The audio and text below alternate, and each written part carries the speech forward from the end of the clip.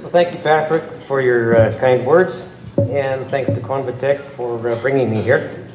And good evening, everyone, and thank you for having me. I must admit it's a bit intimidating having to follow Marilyn and her belly dancing and Brenda as a stand-up comedian.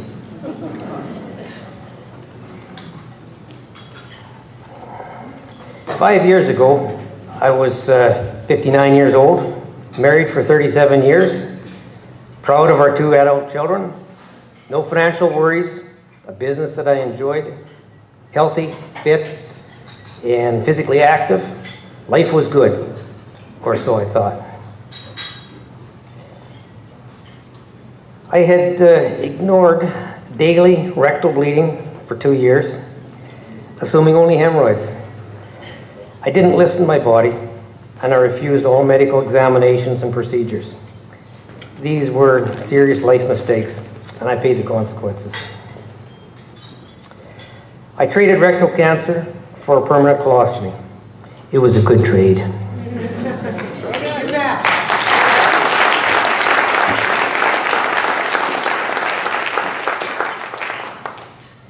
My colostomy is one of the best things to happen in my life.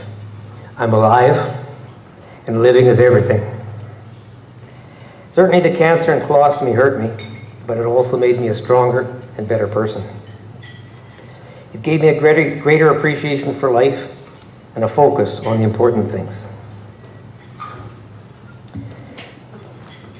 Very early in my cancer...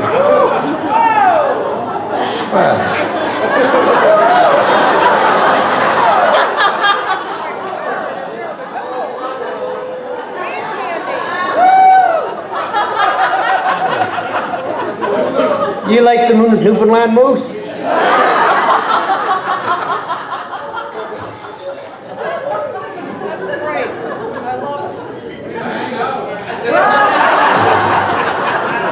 Yeah. Forget the belly dancer. Okay. Very early in my cancer and colostomy adventure, I resolved that I will live, and after my ostomy, I'll do everything that I could do before my ostomy. My doctor had told me I could have a perfectly normal life with an ostomy. I may have misinterpreted a little, but with that, I ignored most cautions given to new ostomates, like playing rough contact sports, fearing bag explosions, lifting heavy weights because we're prone to hernias, swimming because flanges may peel. I guess that one did. Actually, I saved my flange. Yeah. Or generally avoiding strenuous activities. My cancer and colostomy motivated me to adjust my attitudes and to insist on the freedom to actually live and experience adventures that had been dormant on my bucket list. I hiked the West Coast Trail on Vancouver Island and Lake O'Hara in the Canadian Rockies. I trekked and climbed 60 days in rugged Nepal. I snorkeled and surfed in Hawaii, Mexico, Bahamas, and Costa Rica. Over the next few weeks, I will hike the East Coast Trail and Gross Moor here in Newfoundland. Exactly 4 months to the day after surgery, I was back playing hockey. Teammates were curious, so I volunteered to answer any questions they had and show them anything they wanted to see. They all related to that redneck attitude that prevents us from having rectal examinations and colonoscopies, even well knowing that these procedures are effective lifesavers. Face to face, I had gut-wrenching influence on them with a hard-hitting message: get a colonoscopy. It could save your ass, maybe your life. Several wives, mostly with tears, said it was my experience that convinced their husbands to get a colonoscopy. The message was powerful, so it spread quickly from our team to our league, then across North America. Just 1 year after surgery, I hiked the West Coast Trail with my son and daughter-in-law. As one of the top 10 treks in the world, it would test my conviction that an ostomy will not hinder my lifestyle. This was a 7-day wilderness trek with no support and no exit. Daunting challenges loomed. I was 60 years old, hiking with 30-year-olds. Could I keep up? Could I repair and rebuild my body after surgery? Would a backpack hip belt damage my stoma? Would I herniate carrying a heavy backpack? Would I have enough experience to handle whatever might happen with my ostomy? This story of trepidations, conditioning, experiencing, and sharing ostomy-related events was published in Ostomy Canada, winter 2012. Many ostomates commented with a consistent theme. If a 60-year-old ostomate can trek the West Coast Trail, then I can rise up and do a short walk. Personally, I was changing my life perspectives, appreciating life more than before, and simplifying life to do more of what I wanted to do and less of what others thought I was obligated to do. I found that when embarking on new life adventures, or again experiencing treasured places or activities, I am humbled and thankful for the opportunity given to me. An ostomy is not as good as the original equipment, but I get to live. Living is everything. 2 years after surgery, I was in Nepal, trekking 30 days to Mount Everest Base Camp. This had been on my bucket list for decades, but cancer and colostomy made me focus on what was important in life, and I was experiencing, rather than just dreaming, my bucket list. The landscape is spectacular. And the people were warm and mellow and so supportive. Reaching Everest Base Camp was very special for 5 cancer warriors. We spontaneously joined in a circular huddle with eyes closed and heads bowed. To us, it seemed like the wind and the snow stopped, the world went quiet, and the 5 of us were alone. We each experienced our personal flashback from the cancer, through treatment, through recovery, to standing together at Everest Base Camp. One survivor said, "We're alive, and we're here on Everest." Each of us was thankful, joyful, peaceful, proud, and hopeful. 1 year later, I was back in Nepal with a goal to climb 3 mountains. I dreamed and planned and committed to physical conditioning, then embarked on a 36-day adventure. The challenge was formidable. Live immersed in the third world for a month. Persevere through extreme and harsh physical conditions. Trek 250 kilometers through rugged mountains near the top of the world. And climb a total vertical of 26 kilometers. Live with 50% oxygen levels. And do all this at age 62 with a colostomy. I trekked with people half my age, and I hurt like everybody else on the team. But I stretched my persistence, and adaptability, and grit beyond anything I've ever done before. At each summit, Hogus and I proudly displayed our ostomy gear, then quickly zipped up to protect sensitive body parts from the biting cold wind.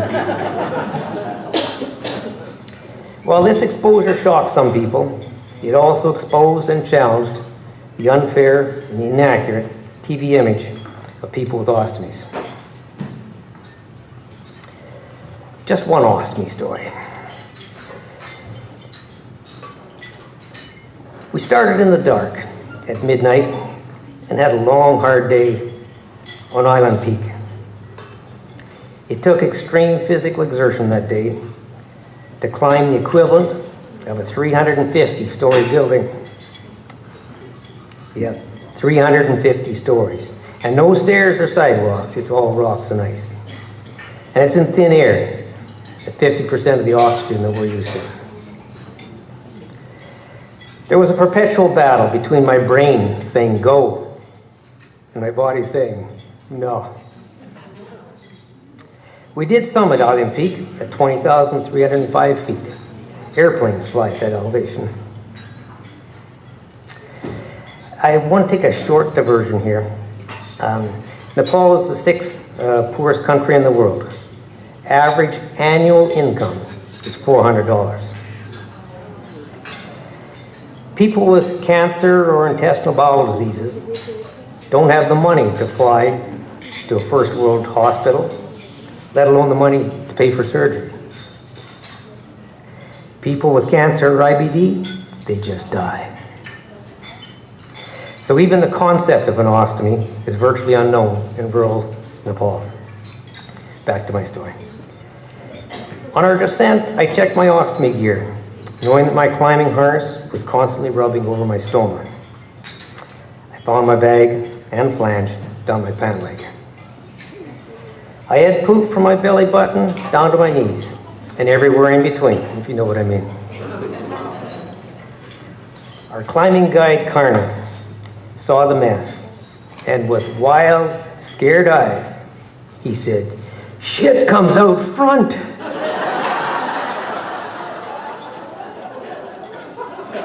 It's funny in this room, but he was absolutely horrified. He believed I was injured and dying. I did assure him that I would live, and I gave him the comfort that this was actually quite normal for me.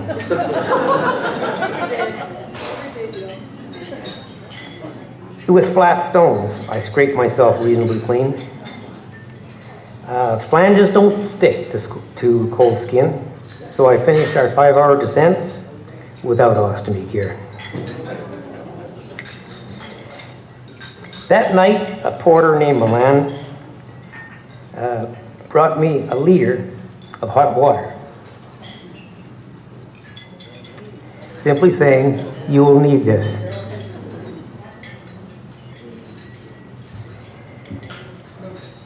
Under those vulnerable circumstances, it was one of the kindest gifts I've ever received. In my tent, at minus 15 Celsius, I was able to clean up and to heat both my skin and a new flange. We spent the next 2 long days, exhausted, descending from the mountains.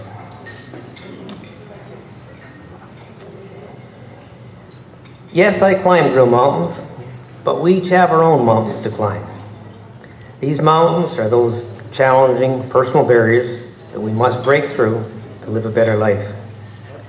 They're difficult because we have to overcome our own fears and limitations, adapt to uncomfortable circumstances, and find an inner strength we didn't know we had. Certainly an ostomy, and all that led to the decision to have an ostomy, was a formidable challenge shared by many of us. After ostomy, we all strive to return to some kind of new normal. We're all different. We all have different mountains to climb. But what we have in common as warriors and survivors is a responsibility to educate others. We can all strive to live ordinary lives, maybe even extraordinary lives, with our ostomies. Just by being active, we each become role models.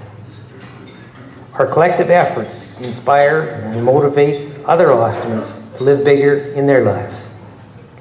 And incrementally, public misconceptions will be replaced by positive images of people with ostomies. I'd like to thank my wife Connie for being so supportive while I climb these mountains. And I thank all of you for listening.